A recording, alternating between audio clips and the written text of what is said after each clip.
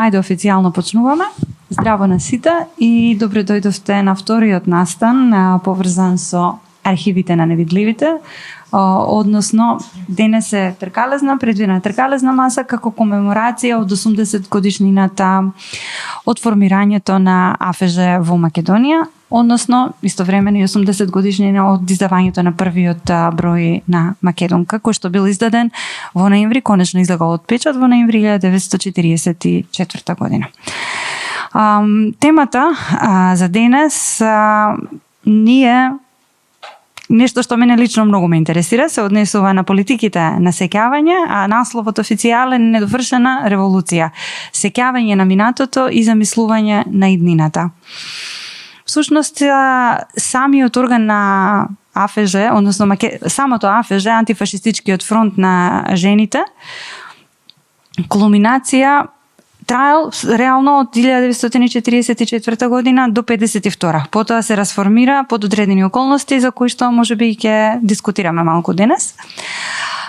Но оно што е интересно дека кулминацијата на неговата прослава, комеморација, главното внимание што му се дава е околу 30 годишнината во 70-тите, кога навистина добива едно заслужено внимание од страна на институциите, од страна на јавноста.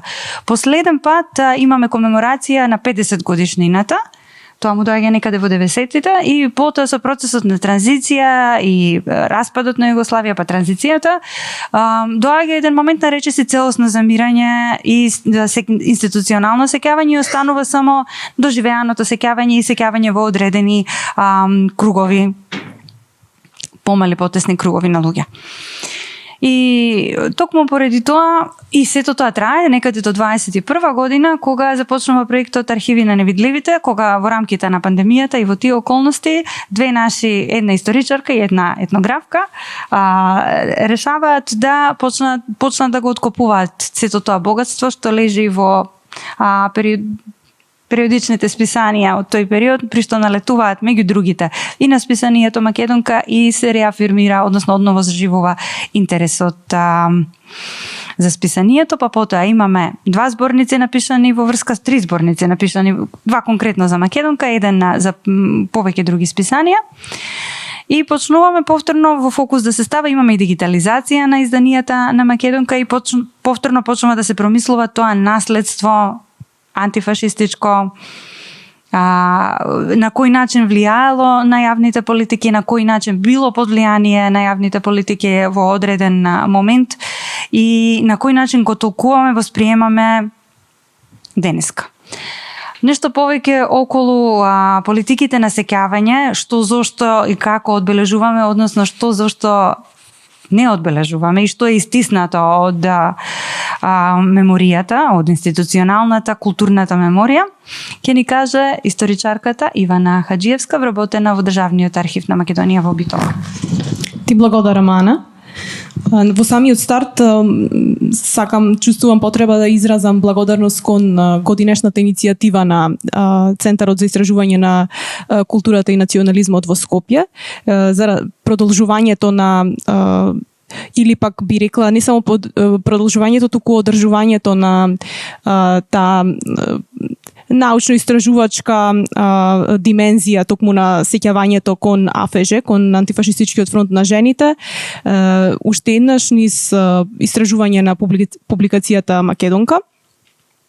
И ја изразувам оваа благодарност бидејќи суштински е поврзана со оние општествени димензии на сеќавањето, не само како некое патронатско поменување, чествување, туку некако да се оформи платформа, некој простор каде што ќе може да се испитаат сите тие значења или да се стави темата за антифашистичкиот фронт на жените во она што се нарекува историски презент, тоест да размислуваме кои се, што денес нас ни значи антифашизмот како основна подлога на тоа движење и оттаму понатаму сите останати други надоврзувања, родовата димензија, женските движења и конечно нели она доменот на политичката имагинација кој што треба да го долови секое едно промислување на минатото. И токму почнувајќи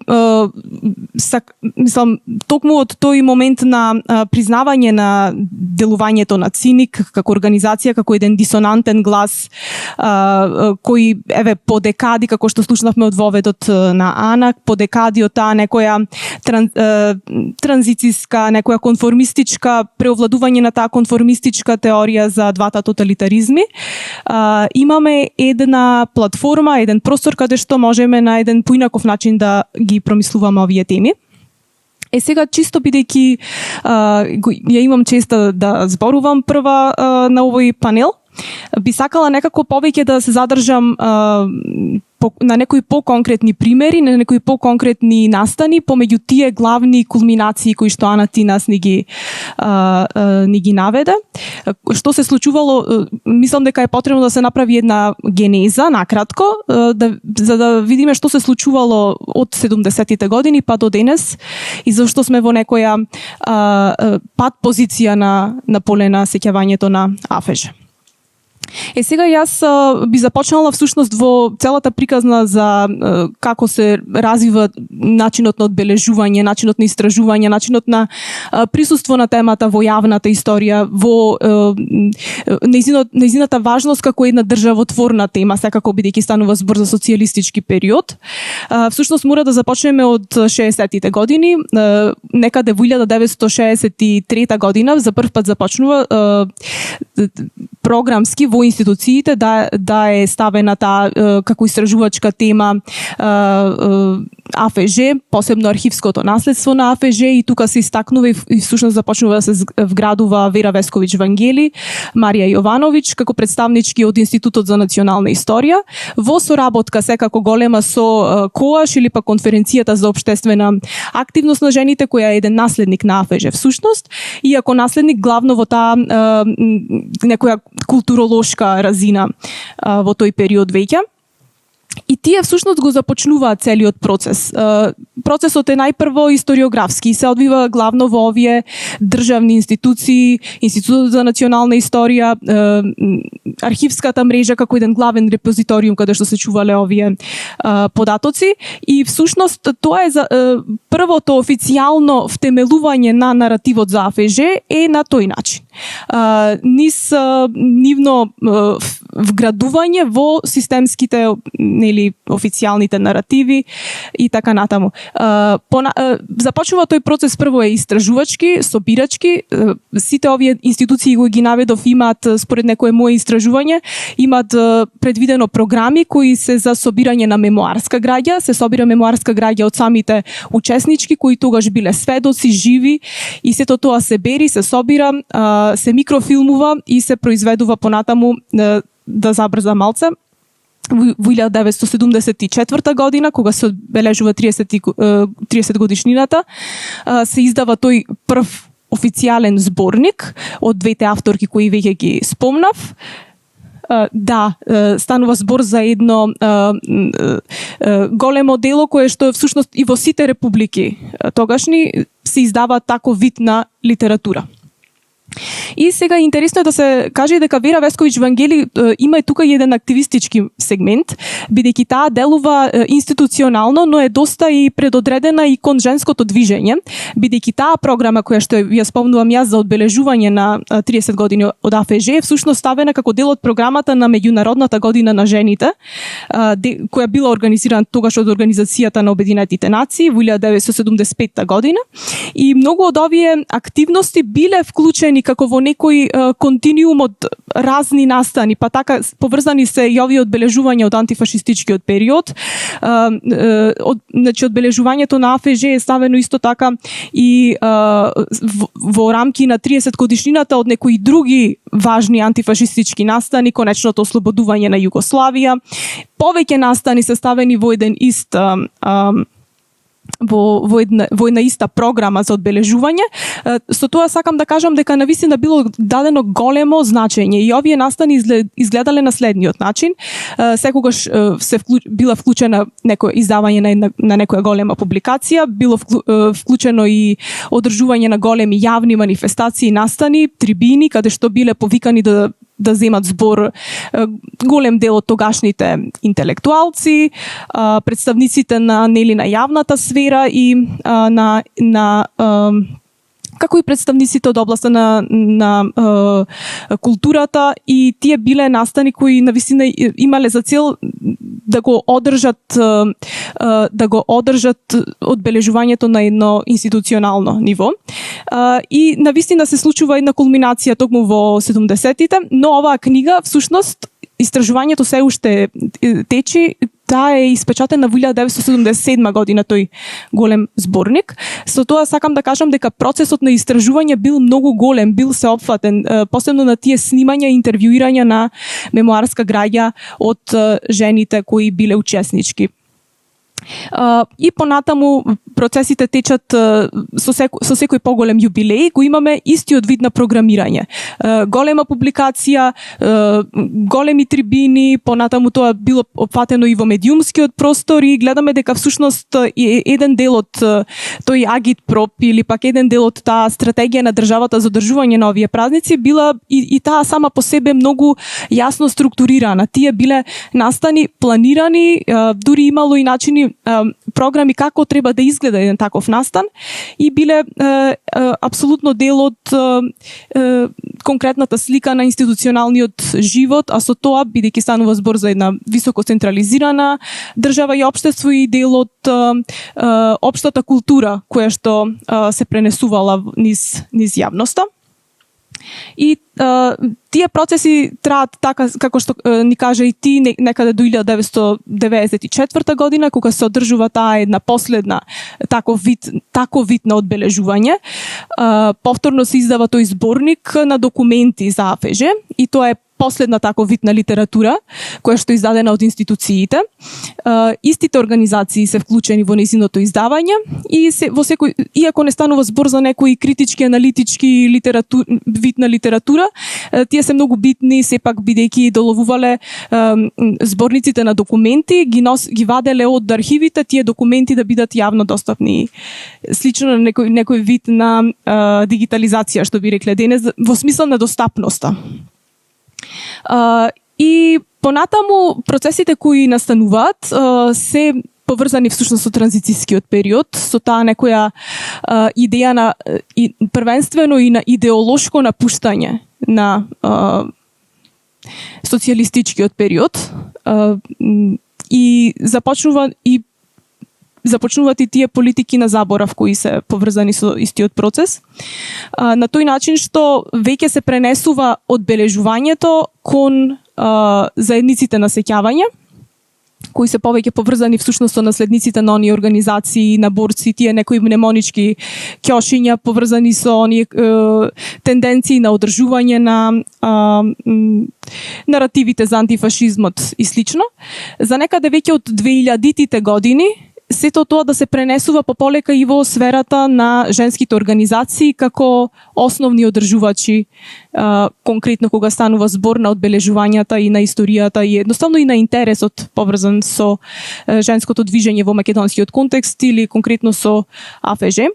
Па така имаме процеси каде што веќе целосно она што било во социјалистичкиот период сега се пренесува тежата всушност во независната културна сфера, во активистичката сфера, и ги имаме во вид на активности, иницијативи од многу помал карактер и слично.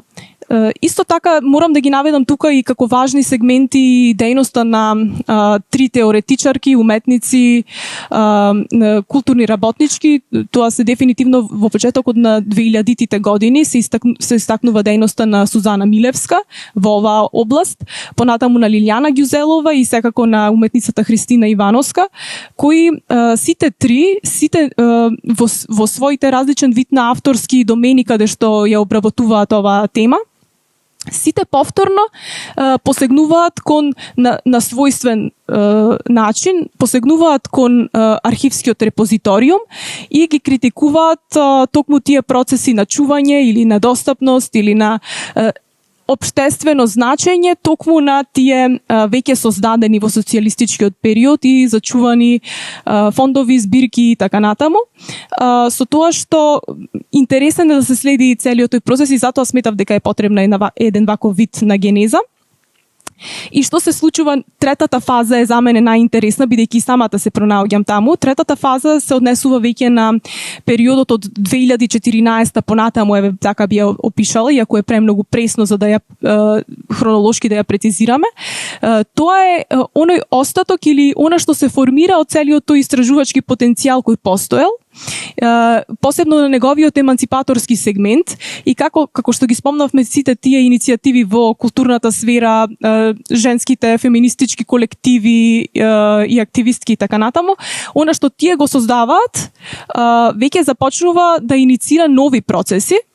Барем јас лично, еве повторно ќе кажам конфесионално, би рекла дека токму во мојот случај, мојот интерес и иницијатива кон овие теми најпрво започна не толку многу во студентските универзитетски контексти, туку многу повеќе беше инспириран и инициран од тие активности кои се случува во независната културна сфера, во феминистичката сфера и слично. Па тие поттикнаа на од нивното зачувување на наследството беше пренесено понатаму кон некој кој можеше да го регистрира, да се пронајде во тој наратив понатаму и на некој начин, секако ја зборувам за себе, кај мене беше на тој начин иницирана некој зигот почетен токму на проектот Архиви на невидливите, бидејќи и сите тие женски организации и секако јас тука морам да го спомнам се што сум видела и во рамки на фестивалот за феминистичка култура и акција Прво па женско, сите тие авторки регионални поврзувања и слично кои можеле тука да бидат на тој начин поврзани со нашите контексти, дошле низ тој пат на поврзување. И ми беше многу важно да ја направам оваа генеза и доаѓаме секако до 2024 година. Ми беше многу битно да ја направам таа генеза за да погледнеме како всушност политиките на сеќавање функционираат и дека тие се димензионирани од страна на системски централни чинители институционални, но кога постои таков еманципаторски потенцијал на одредена тема, таа се задржува нели во своите заедници на сеќавање, за понатаму да биде пренесена. Затоа имаме некоја дисонанца. Од една страна се политиките на сеќавање кои што државата ги произведува, за да се одржи себе си, да ги одржи своите елити, да го одржи новата структура неолиберална, транзицијска и слично, која што мораше да го заборави, да го тргни настрана или да го претвори во некој културен споменик социјалистичкото наследство, културен споменик чиј надпис не можеме да го исчитаме. И додека пак од друга страна постојат и заедници на сеќавање кои што на поинаков начин ги регистрираат овие наследства и ги пренесуваат понатаму токму низ нивниот еманципаторски дел. И доаѓаме до 2024 година каде што ситуацијата е доста живееме во интересни времиња. Па би можеле можеби во наредниот сегмент да се осврниме што со тоа што ние сме го зачувале, а што се системските политики, како тие функционираат, со поставеноста меѓу нив. Ви благодарам.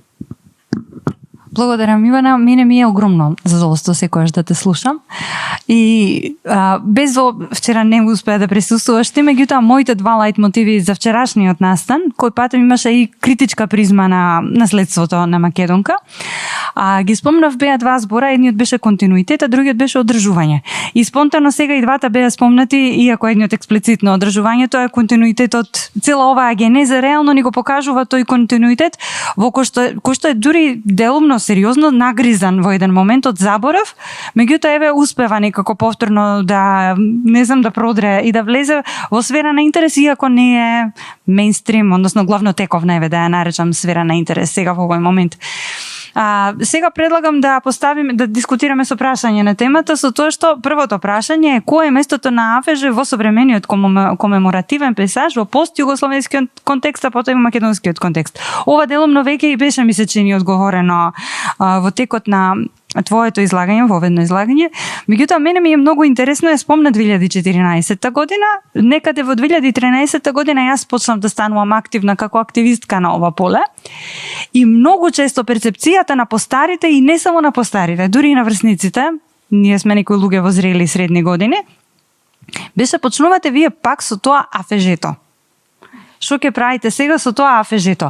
Значи, тоа постои во културната меморија со одредена дерогативна подценувачка нота, истовремено со свест за некоја одредена моќ. И тоа е, ми се чини, во фолклорот, во популарната култура една многу убава илустрација за тоа како се доживува. Меѓутоа, ајде да видиме сега и другите панелистки што имаат да кажат и останатите од публиката кои што веќе ги приближивме тука како панелистки и панелисти. Така што, Јана, ти сакаше нешто? Си имам нешто што да се уфрлам, нели, во овој разговор, ама затоа што сакам прво да ги поканам другите, ако имаат нешто ќе се надворезаш Мања.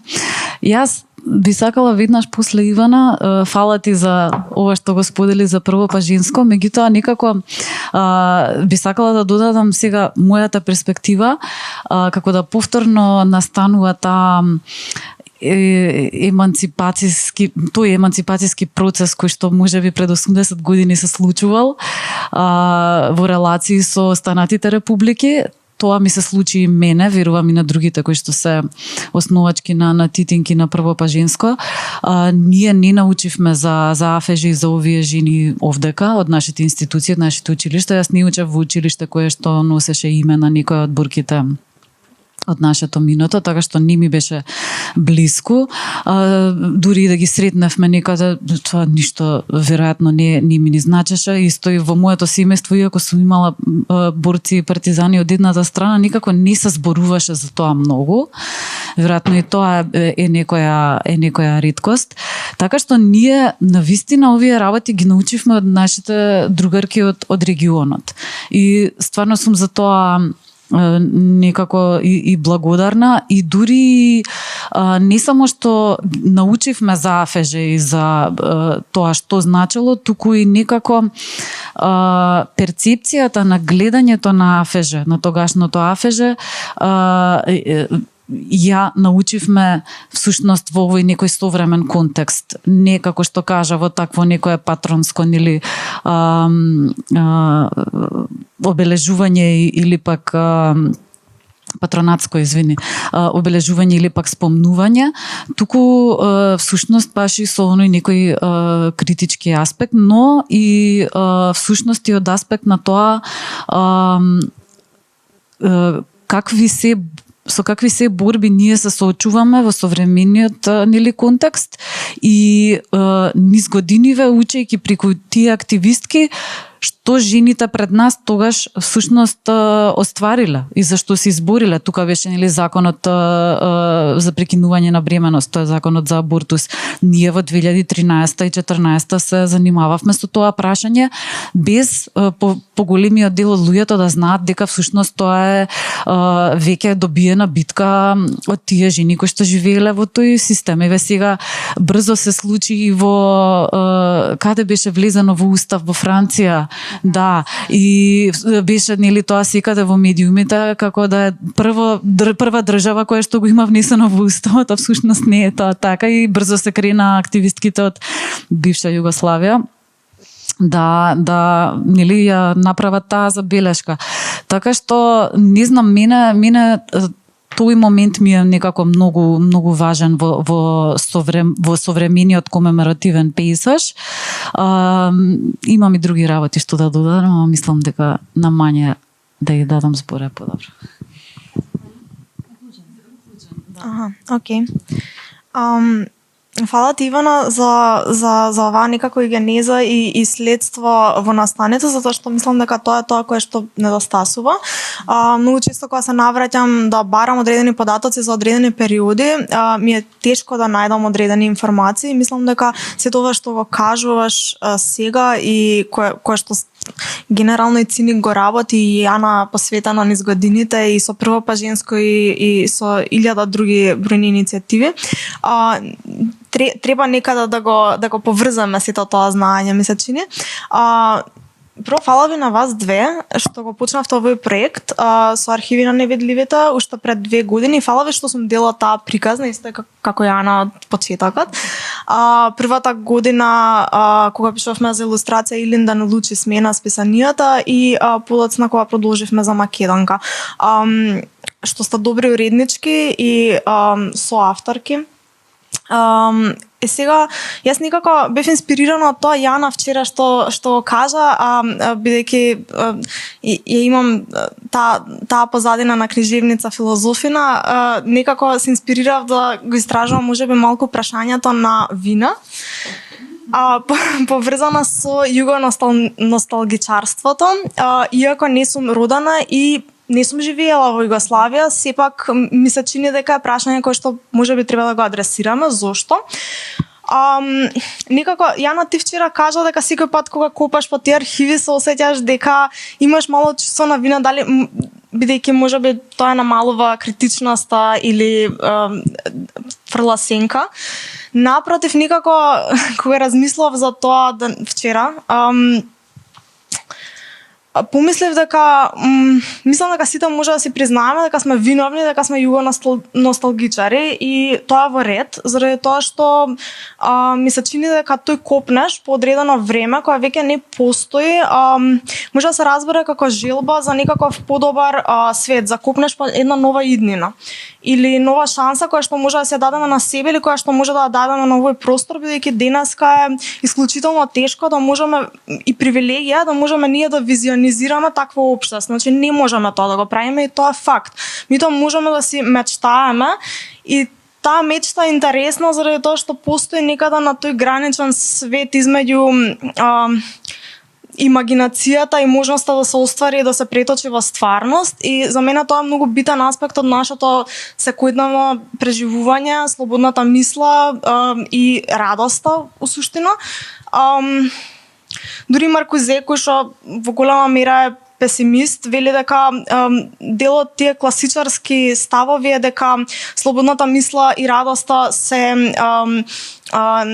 не може да се остварат се додека се дека сме класно опресирани или се дека нели постои угнетувањето. Меѓутоа ми се чини дека тие класичарски видувања ги имаме надминато сега, заради тоа што радоста може да биде продуктивна радост, во смисла продуктивна за да го креира нашиот отпор и да го крепи нашето преживување сега и денес. И мислам дека носталгичарската димензија е некако дел од креирањето на нашиот отпор сега и денес и може да биде во таа смисла некако, не велам кога мислам продуктивна дека нужно ќе произлезе некаков продукт, туку дека просто ќе му пречи на тој институционален заборав и ќе му пречи на интернализирањето на институционалните практики на насилство и опресија кон жените и другите популации кои се угнетени. Исто така мислам дека е битно заради тоа што денес каде и во кое списание можеме да видиме некоја жена која што е лимарка, облечена во работничка униформа, како е представена со алатот на насловната страница и од тоа да бидеме воодушевени. Мислам, јас се воодушевувам од тие слики заради тоа што просто денеска немаме ние такви списанија во кои што јас можам да видам представа на некој од работничката класа. И тоа некако се поврзува со концептот на class shame што го имаме, исто така е дел од вините кои ги носиме ние денес. Бидејќи во денешното општество е станато срамно ти да си работник, да се доживуваш како работник и мислам дека треба да го адресираме ова кога збориме за современите чувства поврзани со класата и класното потекло и дури немаме ниту современа литература која што е во превод и е поврзана со ова. Дури сега еве гледаме или кај имаат нови преводи, едно купче книги од Дидиер, од Едуар Луи, кои што се бават со феноменот на класата и срамот од класата, и всушност Дидиер зборува за антропологија на срамот, поврзан со субјективизацијата. Тоа е феномен присутен и овде кај нас, особено после периодот на економска транзиција и после распадот на Југославија, и тоа директно врзан со раѓањето на општествени субјекти, корпоративни модели и хиерархиски степенување на кариерни именувања. Од друга страна, јас некако не се срамам да кажам дека не чувствувам вина кога велам сум југо-носталгичарка, затоа што, како што би рекол Игор Штикс, ова е најуникатниот социјалистички проект и нема друг таков исти. Значи, ние можеме да збориме за различни социјалистички реализми кои што постоеле, меѓутоа ова е многу уникатен модел на замислување на свет кој што постоел, и ми се чини дека треба некако да мечтаеме по нешто кое што ќе биде и поунапредно од тој систем. Повеќе мислам дека чувствувам вина со тоа што сме дошле до степен во денешницата да е привилегија да нели визионизираме, и се е сведена на мечтата со предзнак дека потенцијално таа замисла нема да се оствари. Значи, од старт имаме некаква задршка на емоциите, се стопираме себе си до крај да замислуваме, нели, нормално, за да не се разочараме ако тоа не се оствари, или си го држиме задоволството на одредена граница, која што граница на очекување, за да не се соочиме со неуспехот. Од друга страна, мислам дека и во претходниот зборник и сега сме доста критични. Не чувствувам дека имавме некаков превес преку очите. Не дозволивме некои слаби, не се слаби, тоа е погрешен збор, меѓутоа некакви чувства да не заслепат. И мислам дека таа емоционална несигурност е нужна за да имаме да изградиме некаков критички продукт поврзано со Македонка. И исто колку што сметам дека е добро да ги реомислуваме старите добри времиња, мислам дека треба да имаме задршка и за новите добри времиња. Како можеби малку нереално да полагаме сета надеж на новите генерации во време кога имаме општа деполитизација и генерална апатија, дека и ние имаме одговорност во сето тоа и дека не треба да го чекаме полетот да падне на некој друг. Еве, повторно се реактуализираат сите тие дискурси со протестите кои што се случуваат во Србија, студентските протести. Извоив тука неколку работи околу кои што мислам дека бевме многу критични кога зборувавме во текстовите, и мислам дека колегите кои што имаат работа на оваа година на зборникот многу добро се имаат надоврзано на ланската едиција. Имаат унапредена тематиката, односно баш си имаат нурнато во проблематизирање на одредени тематики кои што ние не можевме ни да се дозволиме да ги фатиме, бидејќи нели за прв пат некој пишува за тоа. И од тука, значи, имаше многу теми, на пример, не знам, мислам дека бевме многу критични околу представата на жената, нејзината телесна слобода и автономија, односно недостатокот на телесна слобода и автономија, сексуалноста на жената како субјект, интеграцијата и вклученоста, односно невклученоста на муслиманките, до кој степен и така натаму, таа класификација која постојано се прави во Македонка на добра и лоша муслиманка, која што постојано како наратив кога се збори за некој друг го гледаме. И како да го наречам, хаусвајфификацијата. Тоа е некој термин на Абдулах Оџалан, и тоа систематско невидливо робство на жената во куќата, натоварена со домашниот труд, со мајчинството, ударничката улога и многу нешта на кои што се базираат, на кои што е предуслов за сите други општествени подчинувања, ми се чини. Ајде да запрам тука, па ќе се надобрам. Може само да кажам доманкингацијата. Како го кажам? Максим ти преска?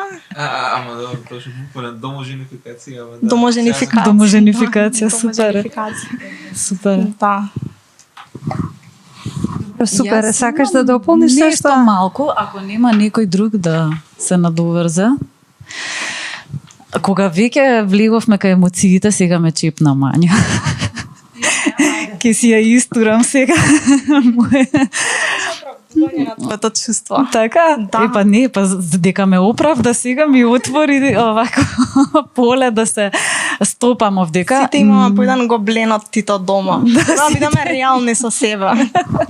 Прекрасно.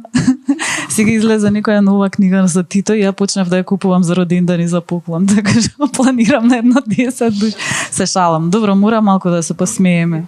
Да, ја пацијам.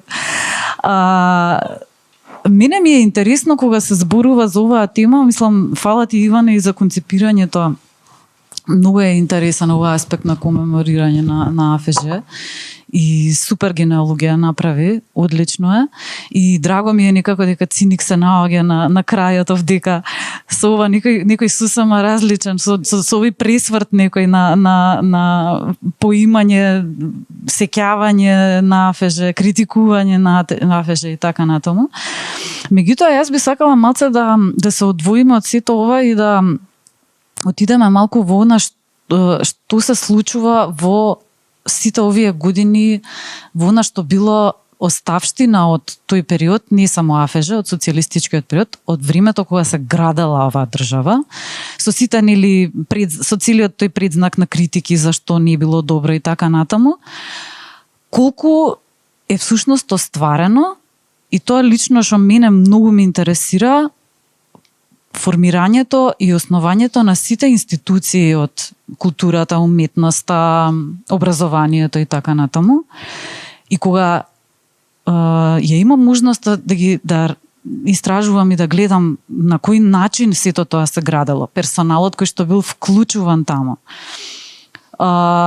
стратегиите кои што ги развивале тие институции за зачувување на тоа што се случувало тогаш или пред 5 години, 10 години, колку тие сватиле дека е важно да се случува и понатаму да се одржи, и колку ме кутнува таа меланхолија кога сваќам дека сега е така безвредно уништено сето тоа. Мислам, имаме сите прилика во некој од фамилијата да сме имале баба или близок кој што има баба и дедо од борците и така натаму. И како во нивните последни години кои живееле, како гледале како им се распаѓа ова сето пред нив. Мислам, извинете се за ова емотивно нурнување, ама за мене тоа многу некако болно и реално и живо и присутно. И мислам дека е и некако важно, како всушност е некако баш е доживеано некој распад, но мене лично и како некој кој што сега не можам да се наречам како некој кој знае колкав истражувач, ама некој кој што го интересира ова и сака да гравитира околу архивите и така натаму. Тука и Петар Тодоров кој што е представник на институција од тој вид, нашиот драг Циник, како всушност се третира тоа што сите мислиме дека може би е безбедно и се чува внатре во институциите. Јас не викам, има луѓе во тие институции кои што си ја знаат си уште работата, меѓутоа или се при крајот на нивната работа, или еве како Ивана се сосема на почетокот и прават пресврт одново што многу ми се допаѓа. Меѓутоа знаеме каква е состојбата, знаеме кои се вработуваат таму, знаеме дека постои генерална апатија, знаеме дека никогаш нема средства и пари тоа да се обнови, знаеме каква е состојбата со спомениците кои што се останати од НОБ, колку беа покриени и занемарени во овој проект од Скопје 2014 и така натаму. Така што едноставно сакав тоа вака чисто да го нурнам овдека, затоа што ми е некако блиску до оваа тема на комеморирање. Самото тоа што, еве, бефи во фототеката на овој музеј, во кој што седиме сега и се мрзнеме, а првата директорка на овој музеј, Вера Кличкова, всушност била дел од АФЖ, тоа го дознав низ ходниците на музеот. Во каква состојба е доведен сега во моментот. И не знам, мене тие прашања некако ми се навистина важни да се зборуваат, критички да се покажуваат и некако да се бара одговорност. Затоа што јас не знам до кај ќе оди ова као распад, овој дикеј, како више да го наречам, на нешто што е останато од тој период. Да, ако може да се обидам на некој начин да го објаснам ова и да се навретам на вчерашната дискусија за политичкиот субјект. Може би главната дистинкција меѓу социјалистичкиот политички субјект или индивидуа, поединец, и денешната е тоа што имаш огромно чувство на дејственост. Чувство во тој период дека си самиот ковач или како ќе биде сега, креаторка на својата судбина и дека може, иако тоа е под одредена сенка на одреден страф и закана со насилство. Мислам дека тоа е се голиоток така, стои секогаш далеко негде таму заканата ако си премногу гласен. Меѓутоа можно да се земе судбината во своји раце и тоа се негуваше од најмала возраст, младински акции, се беше заедничко и така натаму. И имаше многу резок, силен пресек во 90-тите, со распадот на Југославија, кој што беше многу травматичен, уште поголема закана од насилство, кога јас лично, преку личното, конвенционалното, ќе кажам, да живеевме во 90-тите во некоја стапка на невработеност од 35-40%, при што битола ја погоди и тат аферата. И јас бев убедена, растејќи дека ќе бидам невработена, знаев дека сакав да одем на факултет, да имам универзитетско образование, меѓутоа едноставно мислев дека после ќе бидам невработена. Знаев дека нема каде автоматски јас да најдам работа. И тоа одземање на дејственоста, на субјектот, и тоа е главната алатка на неолиберализмот, дека мораш, дека нема друго, дека не можеш ти да се спротиставиш на интернетот, на нормите, на очекувањата.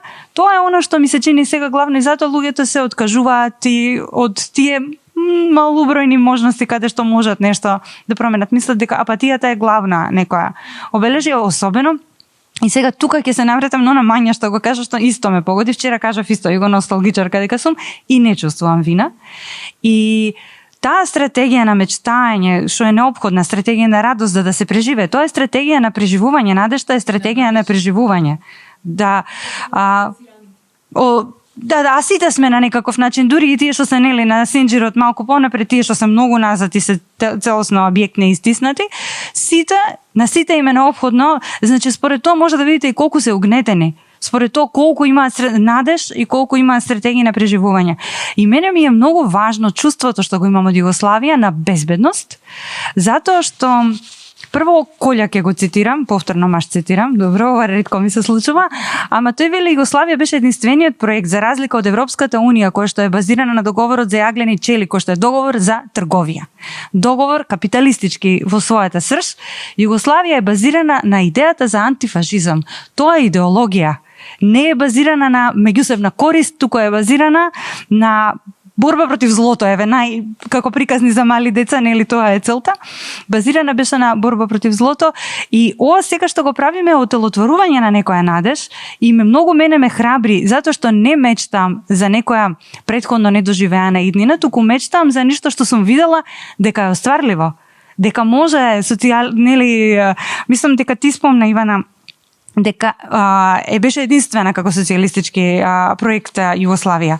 И Мања, добро, уникатна и знам дека е возможна, дека не е утопија, дека во некоја рака може да се оствари. Извинете што одзедов како модераторка малку од вашето време. Да, Петар, секако. И потоа продолжуваме со второво, затоа што ладно е, се плашам дека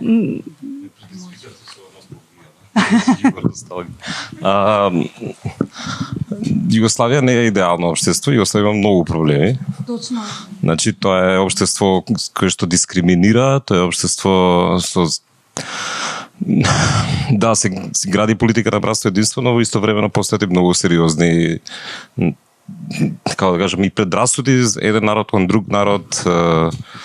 И тоа верувам дека можеби секој од нашите родители или баби и дедовци го почувствувал дека живеел во Југославија, барем јас знам за такви примери.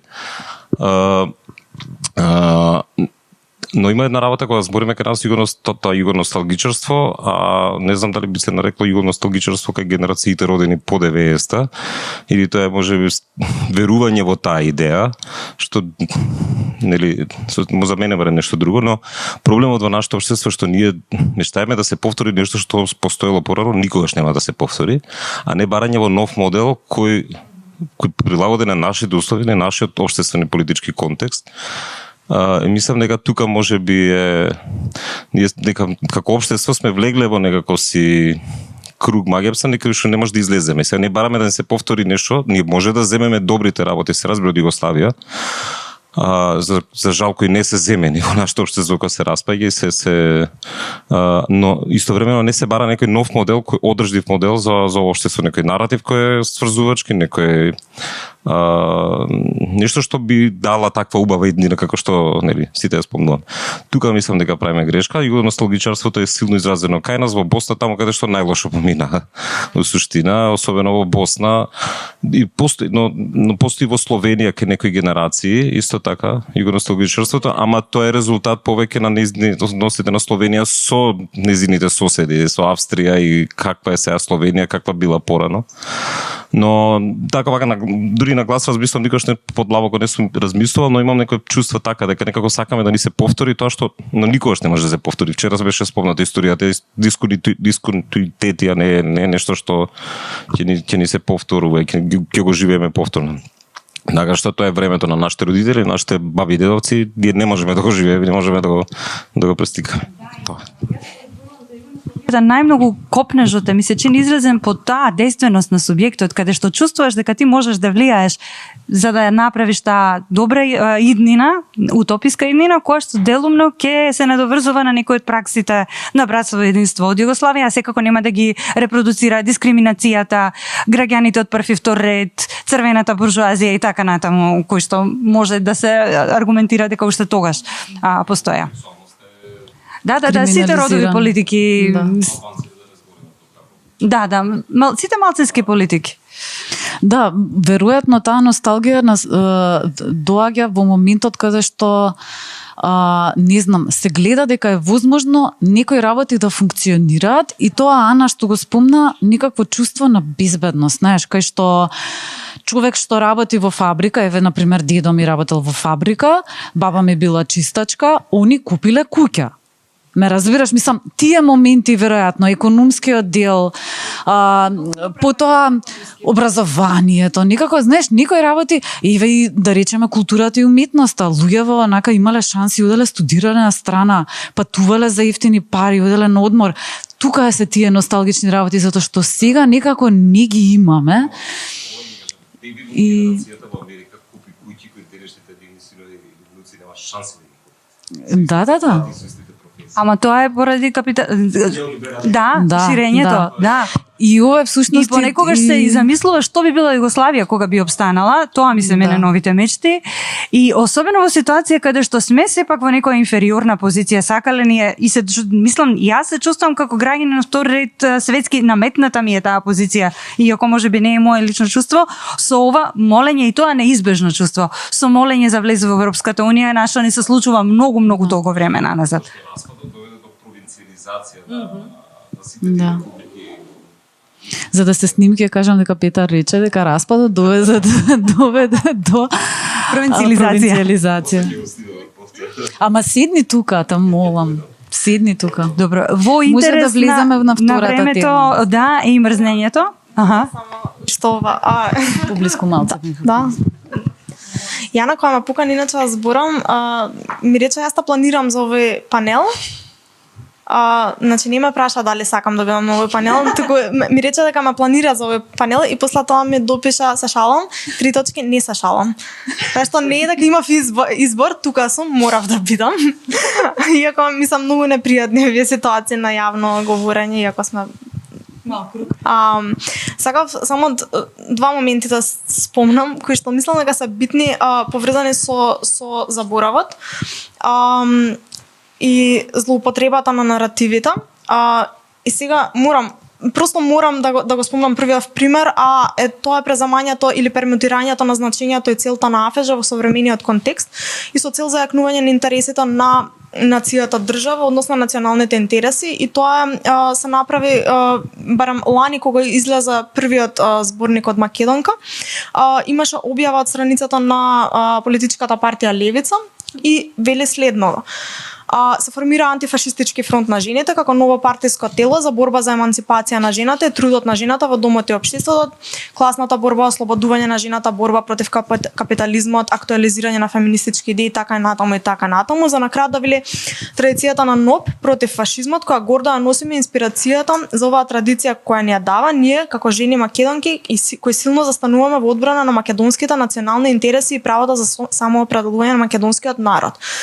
И нели ова се случува во момент кога се искористува формирањето за да се зајакнат тие националистички интереси, кога знаеме дека во Македонка и покрај многуте недостатоци, нели особено на почетокот до 47 интересите биле поврзани со антифашизмот и протофеминистичките и феминистички идеи и пошироката емансипација на сите народности и на сите популации. Прво се случи ова нели злоупотреба и сега пред некој ден излезе објава на Трн, на Дојче Веле. На Дојче Веле кои што ги прашуваат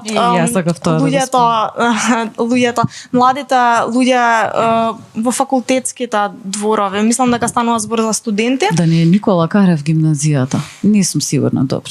Да, и гледаме како се случува потполен заборав и недоследност во формалното образование и немањето наратив кој што ќе задржи оваа традиција во денешното формално образование. Туку имаме тотална деградација и неунапредување на содржините во него, тотално отсуство на каква било женска феминистичка историја, така што еден од младите луѓе што ги прашуваат дали се чул за АФЖ, одговара: не сум чула, ма звучи интересно, а друг вели: јас на пример сум релативно активен на социјалните мрежи, немам се уште видено или слушнато за тој фронт, ама зошто да не? И сега оваа млада личност ако отвори на интернет и побара, јас се бајлева побарав, ако побара антифашистички фронт на жените, ќе го однесат до антифашистичкиот фронт на жените на политичката партија Левица. Значи, имаме такво премутирање на значењето и на историјата и на контекстите, а патам тој АФЖ, новиот АФЖ. Значи, тоа постои. Да, тоа постои и всушност се користи насловната страница на првиот број на списанието Македонка. Значи, има едно тотално преземање на наративот. И сега, ние кога живееме во едно време во кое што постојано ни се зема јазикот, се соочуваме со тоа да сме бутнати во едно ќоша каде што не можеме да зборуваме за тоа дека и ние имаме наши традиции, дека и ние имаме наши празнувања, дека и ние имаме наши чествувања. И тоа секогаш се користат тие термини, тие зборови кога се ставаат во некаков конзервативен традиционалистички контекст, како нас да не ни е дозволено да зборуваме за нашата традиционалност поврзана со феминистичката историја. И сите овие вакви мали интрузи кои се случуваат во историјата со вакви иницијативи, мислам дека исто така битно да ги бележиме заради тоа што придонесуваат кон тој заборав. Благодарам, Мања.